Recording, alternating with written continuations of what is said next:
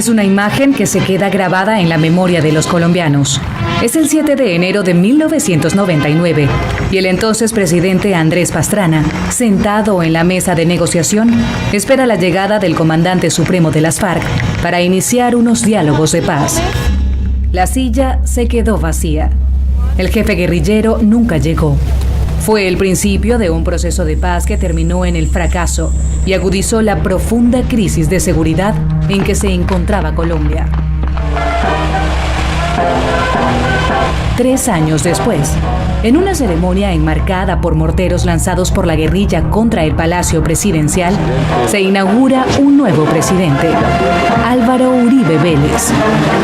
A esos bandidos les llegó la hora de la derrota. Uribe prometió mano dura frente a las FARC. Con apoyo de Estados Unidos, cumplió su promesa.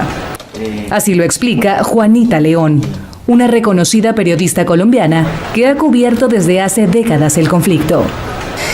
Después de los 8 años del gobierno de Uribe y de toda la gran inversión que se hizo a través del Plan Colombia y de los impuestos a los empresarios colombianos, que hubo un gran fortalecimiento del ejército y sobre todo se fortaleció mucho el poderío aéreo del ejército con los bombardeos. La guerrilla tuvo que volver a una guerra de guerrillas en donde solo podía atacar con grupos chiquitos de 4 o 5 guerrilleros emboscadas, y eso cambió totalmente el equilibrio militar. Juan Manuel Santos fue ministro de Defensa de Uribe y su sucesor elegido. Ganó con ventaja las elecciones del 2010, prometiendo seguir sus duras políticas contra la guerrilla. Pero en el 2012 anunció un cambio de curso. Se han desarrollado conversaciones exploratorias con las FARC para buscar el fin del conflicto.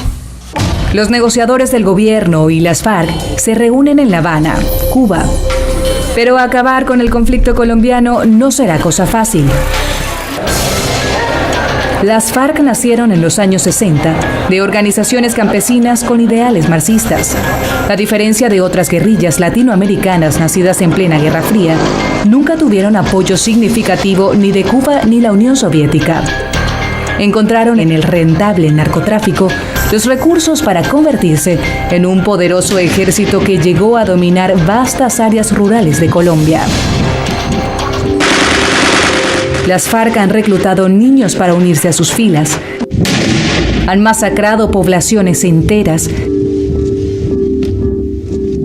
Han minado el campo. Han puesto bombas en las grandes ciudades. Y han llevado a cabo miles de secuestros.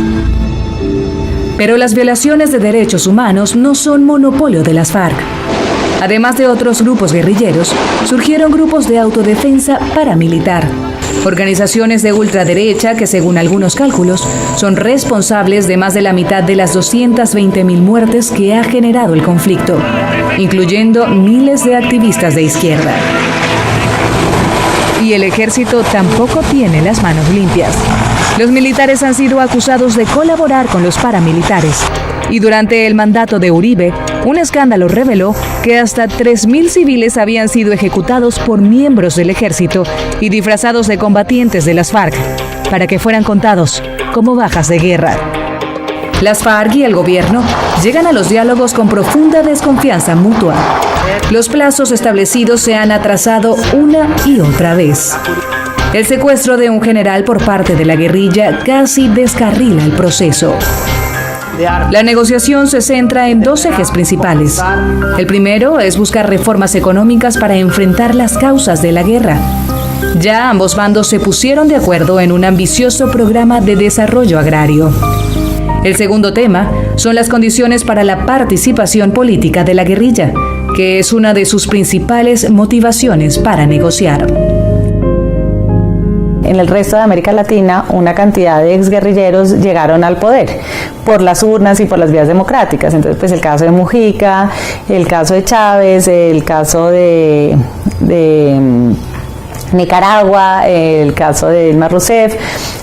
hay muchos casos muy cercanos de gente que había sido guerrillera como ellos, había optado por el camino democrático y hoy tienen poder mucho más de lo que las FARC han alcanzado. Pero es ese precisamente uno de los puntos más difíciles de aceptar para los que se oponen a los diálogos, liderados por el expresidente Uribe. Le dan impunidad a un grupo, aparece otro, y Colombia no saldrá de la violencia.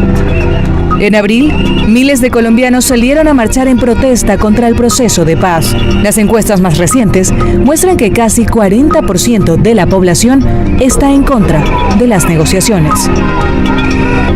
Aun si el gobierno y las FARC logran superar su desconfianza mutua y a la oposición política, un acuerdo de paz sería solo el principio de un largo proceso. ¿Cumplirán los combatientes de las FARC las promesas que hagan sus líderes en la mesa de negociación? ¿Cómo enfrentaría la democracia colombiana la presencia de un nuevo grupo político con ideas tan radicales?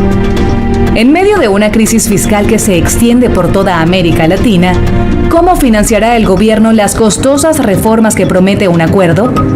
Las respuestas a estas preguntas determinarán si este proceso de paz se convertirá en un ejemplo para el mundo entero o un capítulo más para la negra historia de la guerra en Colombia.